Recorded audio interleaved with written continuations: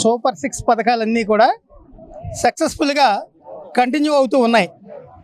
ఇంకా చెప్పిన పథకాలే కాకుండా చంద్రబాబు గారి నాయకత్వంలో ఇంకా అద్భుతమైనటువంటి పథకాలు నడుస్తూ ఉన్నాయి.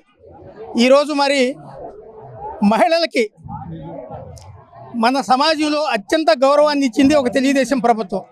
కాబట్టి చంద్రబాబు నాయుడు గారు మహిళల కోసం డ్వాక్రా గ్రూపుల్ని పెట్టడమే కాకుండా మహిళల సాధికారత కోసం ఈ డ్వాక్రా గ్రూపుల ద్వారా మరి సాధికారత కొనసాగుతూ ఉంది. మరి ప్రతి మహిళను కూడా ఒక పారిశ్రామికవేత్తగా చేయడం కోసం ఈరోజు చంద్రబాబు నాయుడు గారి ప్రభుత్వం కట్టుబడి ఉంది. దానిలో భాగంగానే మరి మహిళల్ని వారికి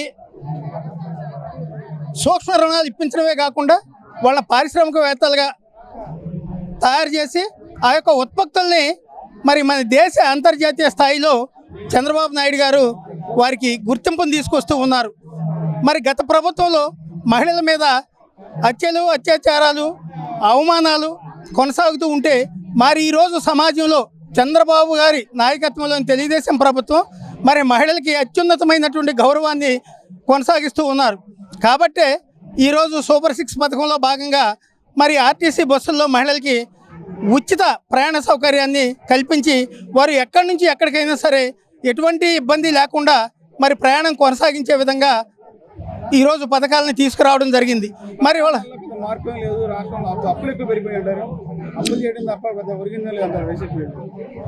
అది వాళ్ళు గిట్టక వాళ్ళు చేయలేని పథకాలని వాళ్ళు మహిళల కోసం నిర్ణయించిన పథకాల కోసం వాళ్ళు ఆరోపణలు చేస్తూ ఉన్నారు. ఇవాళ మనకంతా కూడా చూస్తున్నాం.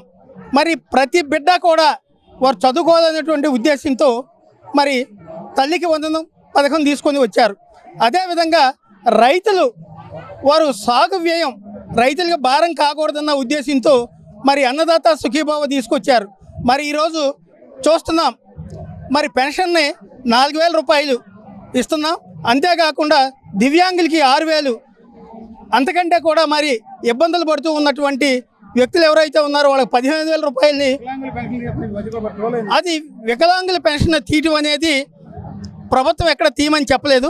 ప్రభుత్వం ఉద్దేశం ఒకటే, నిజమైన లబ్ధిదారుడికి అన్యాయం జరగకూడదు. ఎవరైతే గత ప్రభుత్వంలో అక్రమంగా లంచాలు ఇచ్చి తీసుకొచ్చినటువంటి సర్టిఫికేట్స్ ఏవైతే ఉన్నాయో వాటిని వెరిఫై చేయమన్నారు. వాటిలో అవి నిజమైన సర్టిఫికేట్లా కాదా, నిజమైన వికలాంగులు ఎవరైనా నిజమైన లబ్ధిదారుడు ఎవరైనా ఉన్నట్లయితే వారికి అన్యాయం జరగకూడదు అన్న ఉద్దేశంతోనే ఫేక్ సర్టిఫికేట్లు ఏమైనా ఉన్నట్లయితే వాటిని ఎలిమినేట్ చేయమన్నారే తప్ప పెన్షన్ ఆపమని మాత్రం చంద్రబాబు నాయుడు గారు చెప్పలేదు. అది గిట్టని ఏదైతే వైసీపీ ప్రభుత్వం పోయినసారి ఏవైతే ఫేక్ సర్టిఫికేట్లు ఈ యొక్క సమాజంలో వదిలి వారికి ఆ ఫేక్ సర్టిఫికేట్లు ఉన్న వాళ్ళకి పెన్షన్లు ఇవ్వడం జరిగింది. ఎప్పుడైతే ఫేక్ సర్టిఫికేట్లు మనం నిరోధిస్తామో నిజమైన లబ్ధిదారుడికి న్యాయం జరుగుతుందన్న ఉద్దేశంతో వికలాంగుల సర్టిఫికేట్లు వెరిఫికేషన్ పెట్టారే తప్ప పెన్షన్ తీయలేదు. మొన్న 1వ తారీఖున కూడా పెన్షన్లు ఇవ్వడం జరిగింది. వారు నిరాధారమైనటువంటి ఆరోపణలు చేయటం కరెక్ట్ కాదు అని చెప్పేసి మేము ఈ సందర్భంగా చెప్తూ ఉన్నాం. జగన్మోహన్ రెడ్డి ప్రభుత్వం అధికారంలోకి రావడం కల్లా ఎట్టి పరిస్థితుల్లో కూడా రాబోదు, అయిపోయింది. ఆయన ఏదైతే ప్రజలకి గతంలో ఇచ్చిన హామీల్ని గాలికి వదిలేసి రుణాంధ్రప్రదేశ్గా మార్చాడు. అంతేకాదు ఇంకేం చేశాడు, 10,000 కోట్ల రూపాయలని అప్పులు తీసుకొచ్చి సామాన్య ప్రజల మీద భారం మోపాడు. మరి శాంతి భద్రతలు గాలికి వదిలేశాడు, అభివృద్ధి గాలికి వదిలేశాడు, మరి సంక్షేమాన్ని గాలికి వదిలేశాడు.